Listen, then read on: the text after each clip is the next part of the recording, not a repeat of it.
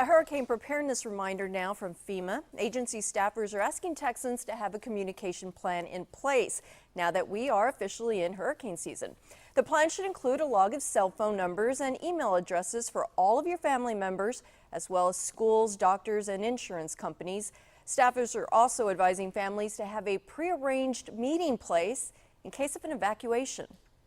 It's all about preparedness. We need to build a culture of preparedness out there so we can save lives. We're talking about saving your family's lives, even your pets' lives.